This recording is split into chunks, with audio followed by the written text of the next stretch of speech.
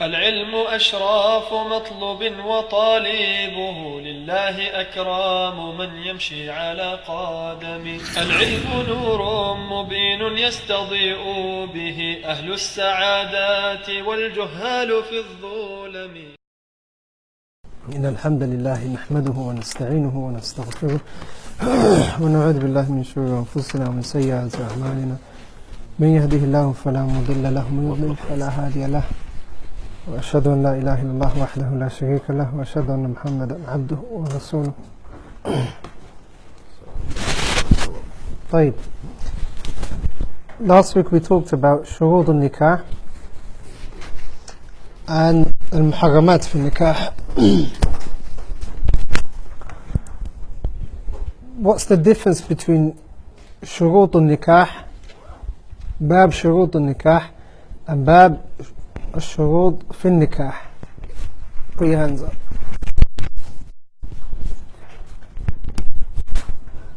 Sorry. From the sisters.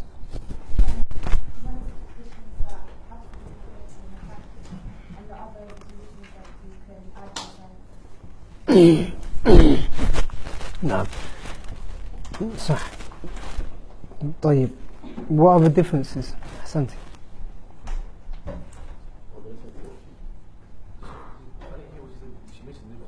Yeah. The difference is basically شروط في النكاح is conditions that the man or woman can put in while the عقد is in place or before it. شروط النكاح is conditions before the nikah or anything takes place that come into the nikah. So one's to be put in and one's outside. طيب. صحيح. There are some other differences that the mashayikh, the ulama mention, which is that the shurut في النكاح, شروط النكاح, يعني the one before, are from the shari' or from Allah subhanahu wa ta'ala and the messenger. Like in these conditions are from the two people that are making the conditions. From the other differences is that شروط النكاح, the first shurut, not this one, شروط النكاح كلها صحيحة. They're all conditions which are valid and acceptable. Whereas the shurut fi nikah, some of the conditions that people place, some of them are invalid. That's also one of the differences. So firstly, that the shurut al nikah are from Allah subhanahu wa ta'ala and the messenger, whereas the shurut fi nikah are from the two people that are getting married. Also shurut al nikah كلها صحيحة. They're all sahih and valid. And you have to abide by them and fulfill them. As for shurud fi nikah, some of them can be batil, can be invalid. Now, also from the differences is that shurud al-nikah are a right of Allah subhanahu wa ta'ala and the Messenger sallallahu alayhi wa sallam. So they can't be dropped. They can't be left alone, meaning they must be implemented. As for the conditions that the two spouses lay out, after a period of time they can say, let's leave them and let's not implement them and drop them, because the right is for one of them or both of them. Is that understood? Right. Also, then that goes back to Sahih or not Sahih. So the bab we're going into today, inshallah, we're going to try completing 2 chapters. Bab al-uyub fi nikah, defects that can be, or deficiencies that can be found in marriage, in nikah, or before the aqd or after the aqd. And these deficiencies cause for the aqd to be nullified. Or for, not nullified, like for the other part, the other side of one of the other spouses to accept this deficiency. Then we'll move on to كتاب الصداق بإذن الله. قال الشيخ عبد الرحمن السعدي رحمة الله عليه: باب العيوب في النكاح إذا وجد أحد الزوجين بالآخر عيبا لم يعلم به قبل العقد كالجنون والجذام والبرص ونحوها فله فسخ النكاح وإذا وجدته عنينا أجل إلى سنة فإن مضت وهو على حاله فلها الفسخ وإن عتقت وزوجها رقيق خيرت بين المقام معه وفرقه لحديث عائشة رضي الله عنها الطويل في قصة بريرة خيرت بريرة على زوجها حين عتقت متفق عليه وإذا وقع الفسخ قبل الدخول فلا مهر وبعده يستقر ويرجع الزوج على من غره. طيب defects النكاح طبعا the suitability of it being here is because once the Shaykh has talked about the conditions of shurud al-nikah and the conditions that can be placed in nikah, the next step would be for the aqd to be done, for the contract to be completed. Once that is completed, before consuming the marriage, the consummation of the marriage, things can come up, defects can come up, things may appear different to they were beforehand or before the aqd. So this is where bab al-uyub fi nikah come in. So these are the defects or the problems that can arise after that a person comes to know of after the aqd. So the Shaykh says وَإِذَا وَجَدَ أَحَدُ الزَّوْجَيْنِ بِالْآخَرِ. So one of the spouses has to find it in the other one. عَيْبًا, it has to be a عيب. It has to be a عيب. It has to be a deficiency. It has to be something that is considered عيب. لم يعلم به قبل العقد. That عيب, that deficiency, that he or she did not previously know of before the aqd. Would you understand from there that if they previously knew of this this defect, this عيب, and they accepted the nikah after that and the contract to go ahead, then they've left or they've dropped their right for having a choice afterwards. So the ilm is a condition for them to be able to be given a choice later on. So عيب, what can be considered a عيب? The ulama say كل عيب ينفر الزوج عن الآخر ويمنع المقصود من النكاح أو ما يمنع كمال الاستمتاع. Every عيب or everything that can cause detestment or that can be something which is disgusting or disliked for the other person, and it prevents the maqsood, it prevents the objective of nikah, it prevents the objective of nikah. For example, mawadda, rahma, love, affection, chastity, and so on. These cannot be found or met within the aqd due to this aib and due to this deficiency that is to be found. So for the conditions for a person to have this choice is the first one, or as we mentioned, لم يعلم به قبل العقد. So where it says عيبا, put number 1 there.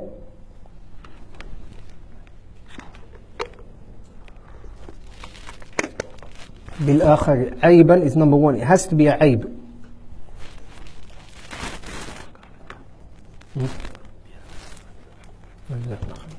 It has to be a عيب.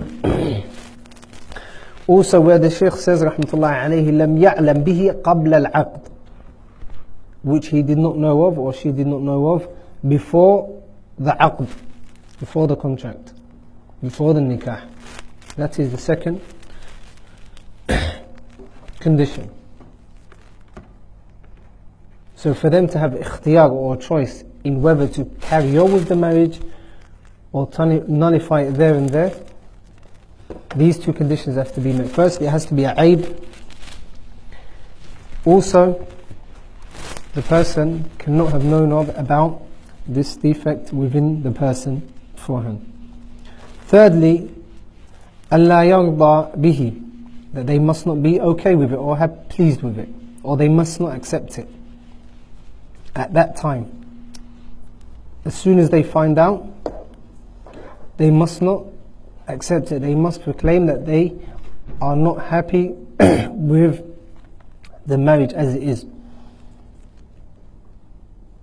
Lakin, if for whatever reason they accept it after knowing of this aib, this deficiency, after knowing of it, and then they accept it, and then some time goes on, some time passes by, and then they say, no, because of this defect I want to nullify the aqd, then it won't be accepted. Then it won't be accepted. So firstly, it has to be a aib. It has to be a aib. That aib has to prevent the maqsood or the objective of nikah, and it has to be something which the other person cannot stand. And that is reasonable. Like if, for example, if someone has مثلا a short temper, that's not a aib that you can cancel a nikah for, or the aqd. طبعا it's a aib, لكن it's not a aib that you can say, I want to nullify the nikah. Also, مثلا, for example, if a person finds out, if a woman marries, finds out that her husband is a musbil, or his trousers, or he shaves and so on, that isn't a aib that can be worth making the nikah or the aqd invalid. طيب, it has to be an aqd, it has to be a aib, a deficiency that prevents the objectives of nikah, and that genuinely is something which is unbearable. طيب, secondly, they must not know of this aib before the aqd. If they know of the aib before the aqd, they have no choice after the aqd. طيب. Also, thirdly, when they do find out about the aib, they must not be accepting of the aib. So, they must say that they are not accepting this aib and they don't want to live with this aib, therefore they want the aqd nullified. طيب.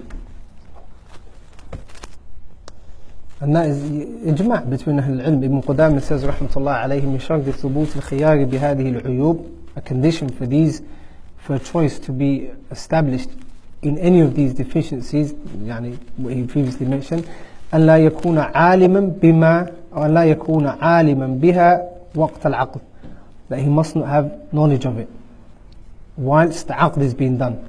ولا يرضى بها بعده, and he must not be pleased with it or accepting of it after the aqd. فإن علم بها في العقد, if he finds out or if he knows of this deficiency during the aqd, أو بعده, or after the aqd, فرضي, and he's still accepting of it and is willing to go ahead with it and carry on with the nikah, فلا خيار له, then he has or she has no choice. لا نعلم فيه خلافا. So if the ulama, especially مثلا Ibn Qudamah and Nawawi, these sort of scholars, if they say لا نعلم فيه خلافا, a lot of the times they're pointing towards an ijma'. It may not always be an ijma', lakin that's what it points towards. Then the Shaykh rahmatullahi alayhi mentions some of the deficiencies or some of the reasons that can cause a person to have a choice, or that can be a reason for a person to have a choice of whether to carry on with the marriage or to declare it, or whether to nullify it. The Shaykh says كالجنون والجذام والبغص ونحوها. كالجنون, طبعا, mental insanity. If a person is not sane, if a person isn't well mentally, then that is a deficiency that a person can cancel the nikah for, and it does prevent the objectives of nikah, because we know in the Sharia رفع القلم عن ثلاثة, عن المجنون حتى يفيق, عن المجنون حتى يفيق. So this person who is majnoon, even if it's sometimes, then مرفوع عنه القلم, the pen has been lifted the pen of taklif has been lifted from him or her. Therefore they can't be held responsible for anything that they do. For anything they do. Therefore that harms the other person. They can harm the person. طبعا they won't know what they're doing. So if they're mentally if they're insane, they won't be able to they won't know what they're doing. Therefore they can cause long-term damage to the person. Rather, a person, if he's sleeping next to him, he might be scared or she might be scared. So that is a deficiency that can cause a person to be a person to claim or to ask for the fasq of the aqd. And there's a difference between talaq and fasq. Talaq and fasq. Talaq is when a man divorces his wife, and then she has to have her iddah, and the talq is gone, so he's only allowed to divorce her 2 more times. He's allowed to marry her on 2 more occasions. Lakin al-fasq is not like that. Al-fasq is when the aqd is just nullified. It's dissolved, it's liquidized. There's no aqd there. So later on, if he wishes to marry her, he can marry her again with aqd which is jadid. Aqd which is jadid. So if there's a fasq now, mathalan, or if we go back to the divorce, if a man divorces his wife, a month later, if he wishes to take her back, he can what? Take her back, and he doesn't need a new aqd. He doesn't need a new contract, and doesn't need a new meher. طيب. Lakin for the fasq, what can happen is, or what happens is that the aqd is dissolved, and even if he wishes to go back to her within a month, 2 weeks, 3 weeks, whatever, then he has to do a new aqd. And again, obviously, that isn't included as a talqa. So if he does get married to that woman somewhere along the line, he can still marry her how many times? 3 times. Because it isn't a fasq. It isn't a talaq, afwan. What is similar to the fasq is also khul'. Khul'. Khul' is when a woman asks for the man to leave her. For the man to leave her. And again, it isn't a divorce. It isn't a divorce. There's no iddah after if a woman does a fasq, there's no iddah. There's always an iddah. Lakin the time differs. The time differs. Sometimes it could be 1 month.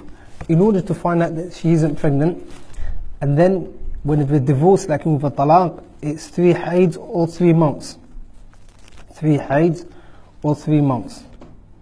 Or the iddah can also be until she gives birth. So the iddat, they differ. طيب. The second marad or the illness that the Shaykh mentions is judam wal baras. Judam and baras are very similar. Leprosy, I think they call it. Sometimes it's known as Hansen's disease. It's a disease which affects the skin, causes the limb to go red, and then after a period of time it goes black, it darkens, and then it causes for the limb to deteriorate to the extent that it becomes curled up, and it can also be cut off. It can also be cut off. طبعا that is a deficiency in nikah. That is a deficiency because most people will find it disgusting and unbearable to live with. Therefore they have the choice of doing fasq because of that. طيب. And they say it eats the flesh of the people, and it causes the flesh to eat itself. It's contagious as well. نعم. The Messenger sallallahu alaihi wasallam gave bay'ah to a man gave bay'ah to the Messenger sallallahu alaihi wasallam, and he was from a far off land, and then Thaqif, نعم, Thaqif, and he was Majdum, and then the Messenger sallallahu alaihi wasallam took the bay'ah of him and commanded him to go back. Inna qad bay'anaka farji'. The Messenger sallallahu alaihi wasallam said to him. طيب. Likewise with baras as well. Then the Shaykh rahmatullahi alayhi says, وَنَحْوِهَا. طيب. We know in the Sharia that we've been given, the Sharia is salih لكل مكان والزمان. Our Sharia is applicable to every time in any location. Now, it has, in many affairs, it has given us a general framework, and we have to look into the principles. So when a new issue, a nazila, comes by, then we can relate it back to the principles, and we can derive the rulings from these principles based on the evidence from the Quran and the Sunnah. So where the Shaykh says, rahmatullahi alayhi, وَنَحْوِهَا, what else can come under it? So the Shaykh only mentions how many illnesses? How many? 3, صح? طيب. And he says, وَنَحْوِهَا, and anything similar to it.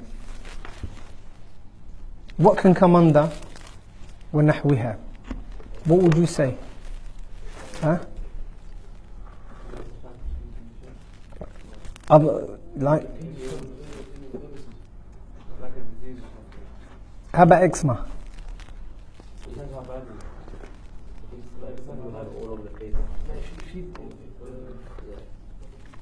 Mild eczema. Dave, what else?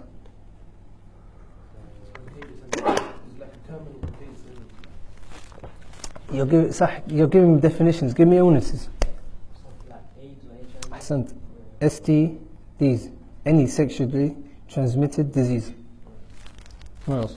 Cancer. It doesn't only have to be contagious. Junoon. When a person is insane, it's not contagious, is it? طيب. From these amrad, there are amrad or uyub that are general between the man and the woman. Mushtarak. These mushtarak uyub are the ones that Shaykh mentions. Al-junoon. And it can be mentally insane.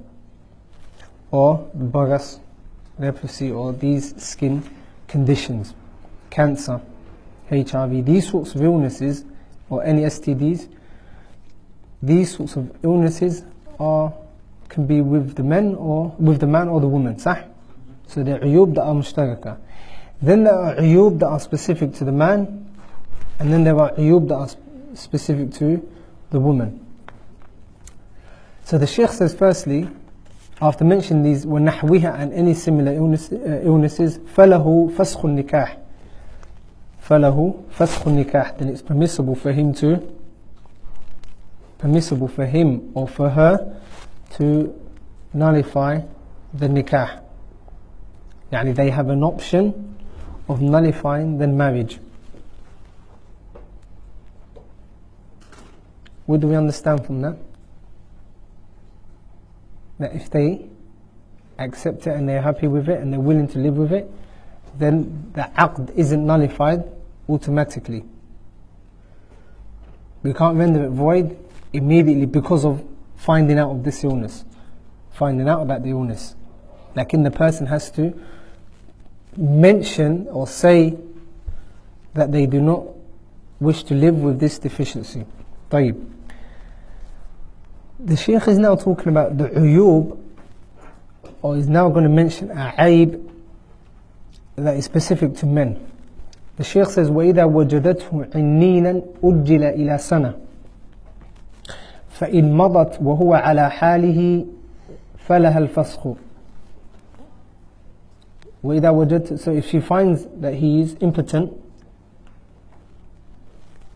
أُجِّلَ إِلَى السَّنَةِ, then he is to be given respite for a year. He's given a probation period of 1 year. طيب. عنeen is when the man cannot get an erection.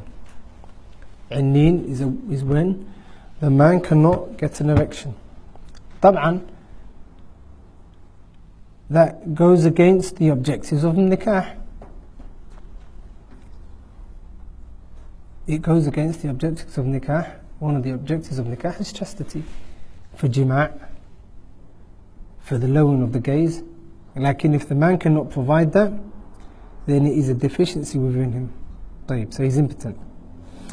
But however, there's a difference between aqim and عنين. Aqim is the person that is barren, that cannot have barren, the one that cannot have children. يهب لمن يشاء إناثا ويهب لمن يشاء الذكور أو يزوجهم ذكرانا وإناثا what's the end of the verse? ويجعل من يشاء عقيما. Aqim is when a person cannot have children. This isn't a defect. This isn't a aib in the nikah. The one that is a aib, or the marad that is a aib, is al-inna, when a person is inni. طيب. أجل إلى سنة, he's given respite for 1 year. He's given a probation period of 1 year to get his act together. Why 1 year?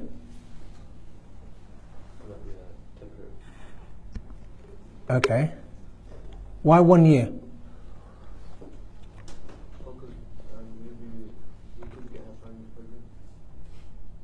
لا, he's عنين, he can't get it up.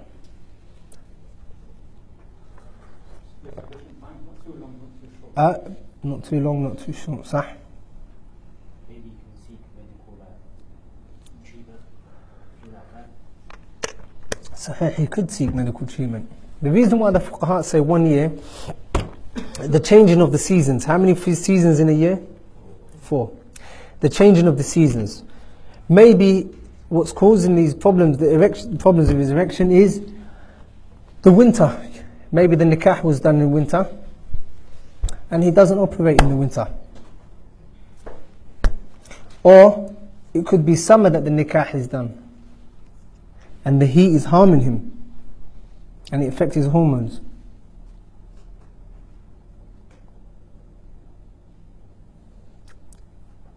So that's why the fuqaha, they mention that he is to be given time to see if he is cured from that.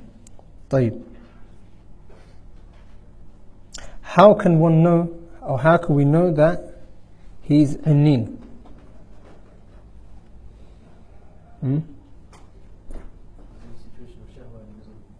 لا, if his situation with shahwa, that's between him and his wife. We won't know. How will we know? مثلا الآن يوضع قاضي إقرار for him to admit and say that he is عنين. Or what if he denies it?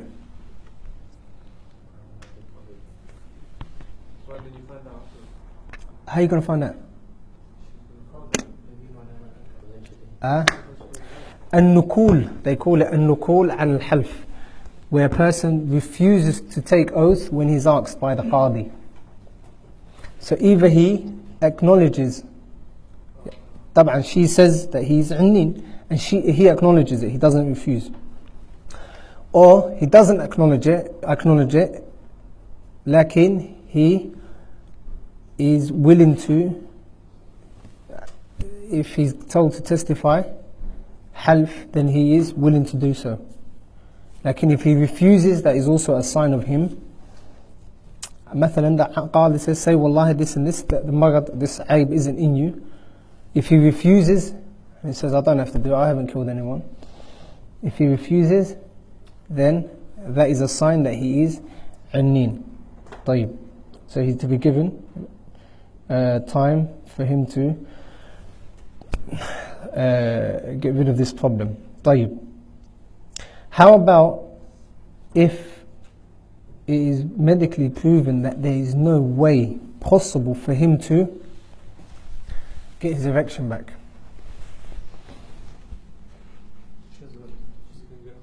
Immediately? No. Why 1 year? They've checked, medically this guy it's not possible. Nah, you know, so there's no point, there's no reason for her to wait, and there's no reason for giving him a period to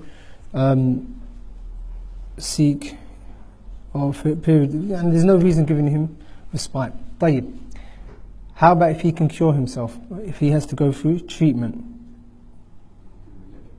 Give him a year. What if she's not willing to wait a year? Huh? Nah. she can get fasakh. طيب. What if he becomes Anian due to old age? Is that same? لا أحسنت. لا.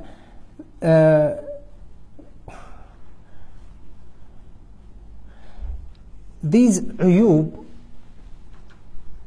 they don't have to only be there when the nikah, the aqd is going on. That's a good question.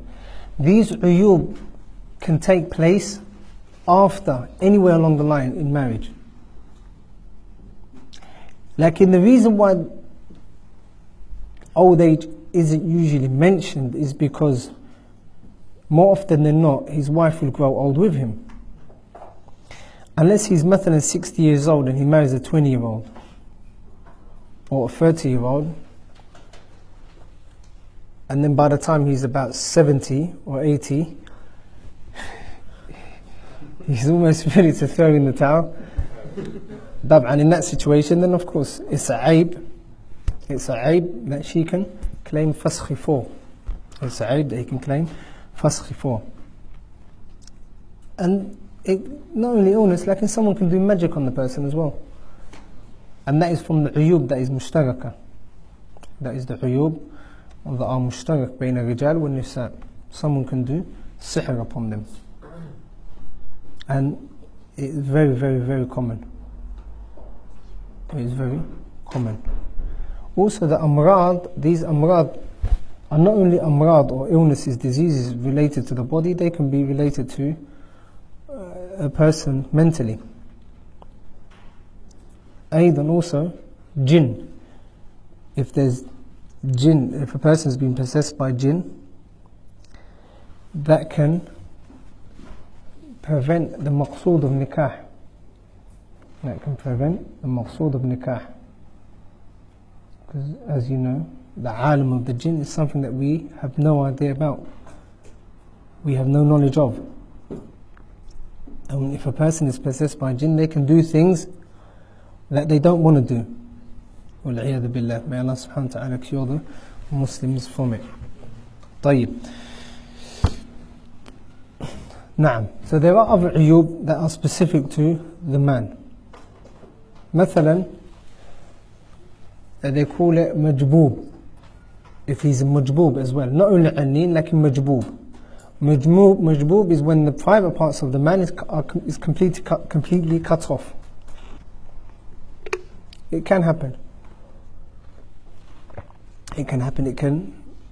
There can be a disease that causes for his private parts, for his body, for the flesh of his body to be eaten up. Or someone can capture him, hold him hostage in warfare, and then out of due to them wanting to get their own back or harm him, they can do so. They can cut off someone's private parts. Genocides, that's how genocides take place. So it's something that is possible. Again, in that situation, then she's allowed fasakh immediately. There's no need to wait a year. So with that one, you wouldn't say ujjila ila sana, as there is no need. طيب. وهو على حال فلها الفسخ. طيب. The second or the third type of uyub are what? Uyub specific to women. Again, these uyub, more often than not, they're going to be related to what? When we were talking about the man, when we were talking about the uyub, the defects that are mushtarak, general between the men and the women, what part of the body were we talking about? La, general, skin. Sah? If we're talking about, when we were talking about the men, what did we say? Specific to his private. Again, if we're talking about the women, it's going to be what? Specific to the private parts. For example, dam al-istihada, continuous flowing of blood. That is a aib. That is a aib. And the fuqaha in the books mention other uyub that are specific to the woman that prevent a person from having complete nikah and the enjoyment of nikah. طيب. وإن عتقت وزوجها رقيق خيرت بين المقام ومعه الفراق. طيب. If the man and the woman, both the husband and the wife, are slaves, servants, and then one of them becomes free, they have a choice whether to carry on with the marriage or to call it a day and ask for fasakh. And there's a hadith. Have you heard of the hadith?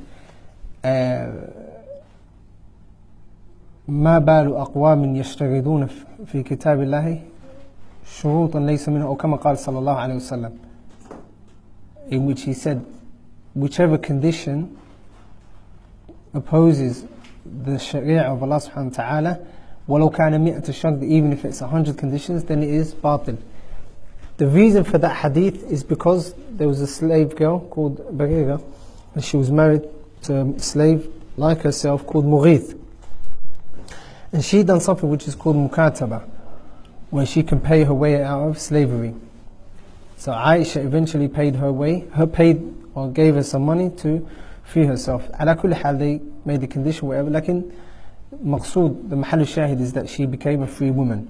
Then the Messenger sallallahu alaihi wasallam gave her the option of remaining with Mughith, her husband, who was still a slave, or having fasakh, doing fasakh, or for the aqd to be nullified.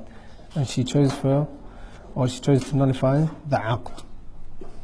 طيب.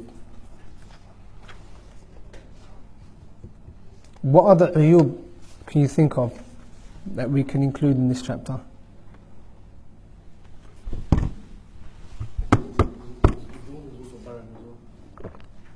Is that a aib? No. Stop. Is that even a aib?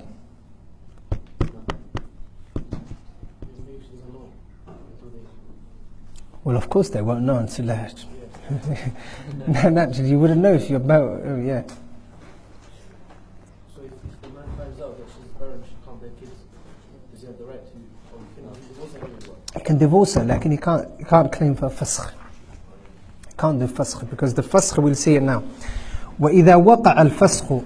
So now the Shaykh is going to talk about, the Shaykh rahmatullah alayhi rahmatan wasi'ah is now going to talk about the benefit of calling it a fasakh, why the fuqaha call it a fasakh and they don't call it a talaq. The Shaykh says وَإِذَا وَقَعَ الْفَسْخُ قَبْلَ الدُّخُولِ فَلَا مَهْرَ وَبَعْدَهُ يَسْتَقِرُ ويرجع الزوج على من غره. طيب. With regards to al-fasakh, then you can either do it can either be one of two types. قبل الدخول أو بعد الدخول. قبل الدخول, before entering upon the woman, not only through jima', لكن also being in khalwa, being in the same room without anyone else. طبعا you know what khalwa is, when a man and woman are in a room on their own. So if the aqd is done and they're in khalwa, they're in a room on their own, that is what is called dukhul. That is called dukhul. So it's as if كأنه جامعها. It's as if he has as if they've had intercourse. So whether it's jima' or bil khalwa, being in the same room without anyone else being there, or kissing, or touching, all of these come under dukhul. And then you've got the second situation where it happens qabla dukhul, whereby, for example, the aqd is done and they've never seen each other, or they've seen each other lakin they haven't been alone together.